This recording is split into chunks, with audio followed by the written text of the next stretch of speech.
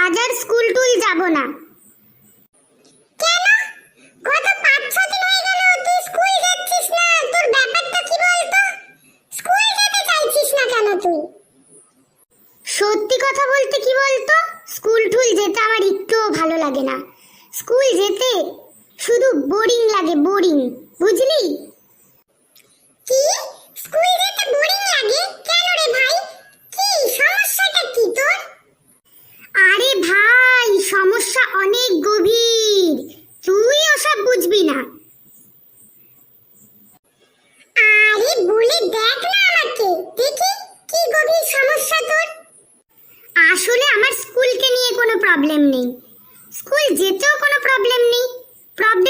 প্রবলেমটা হচ্ছে school life নিয়ে। চল তো তাহলে তোকে বলি যে আসলে আমার স্কুলে যাওয়ার প্রবলেমটা কোথায়।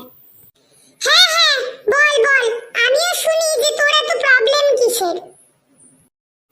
এই টপার্স আর ব্যাক বেঞ্চার্সদের মধ্যে লড়াই লেগেই থাকবে, এদের দ্বন্দ্বদ্বন্দ্বী কোনোদিন শেষ হবে না। আর বলি হারি, এই টপার্সগুলো এমন ভাবনায় যেন সিনেমার কোনো হিরো। আরে ভাই, এদেরকেও বোঝা, বলিউডের শাহরুখ খানও এত ভাবনায় না যত তোরা ভাবনিস।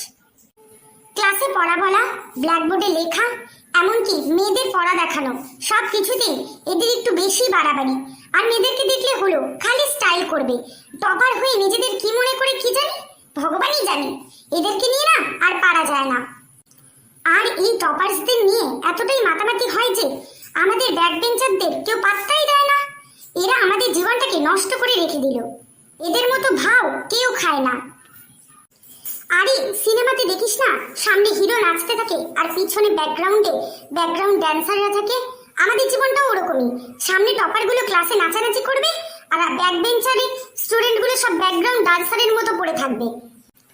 আমাদের কোনো মূল্যই নেই।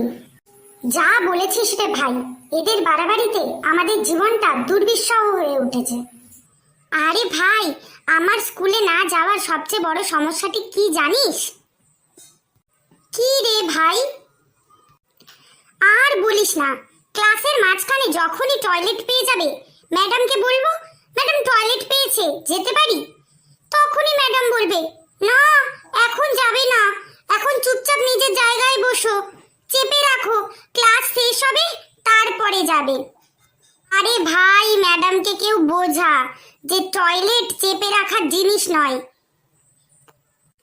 আরে ততক্ষণে তো ক্লাসের মাঝখানে আমার টয়লেট পড়েও যেতে পারে, কি যে করব। ম্যাম ম্যাম, বলছি টয়লেট পেয়েছে, যাব। এই এখন একদম না, এখন না ক্লাস চলছে, এখন চুপচাপ থাকো, আগে পড়া বুঝবে, ক্লাস শেষ হবে তারপরে টয়লেট যাবে।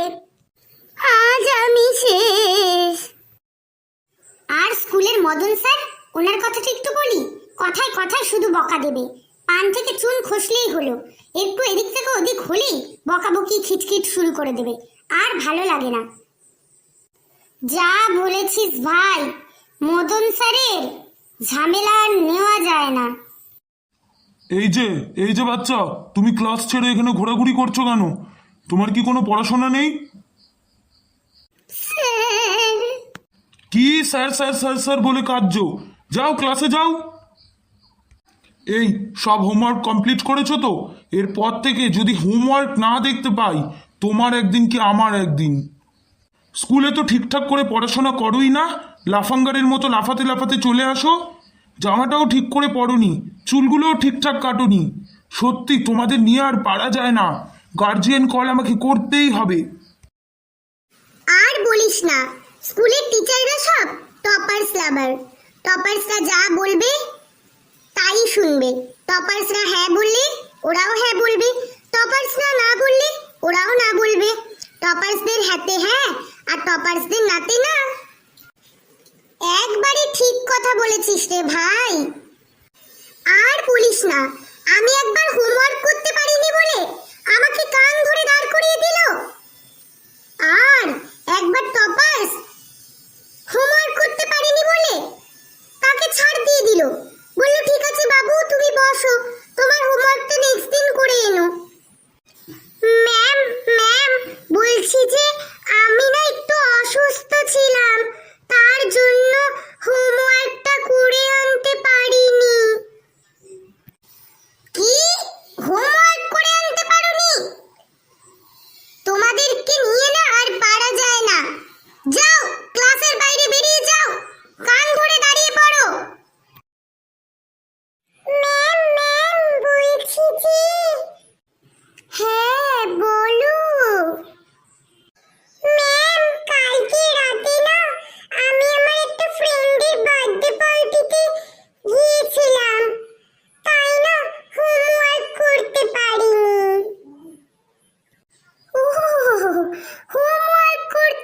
পারোনি সেটা আগে বললেই হয়। নো প্রবলেম, এতে ভয় পাওয়ার কিছু নেই, চিন্তারও কিছু নেই। ঠিক আছে, তুমি হোমওয়ার্কটা পরে বাড়িতে করে নিও। ওকে?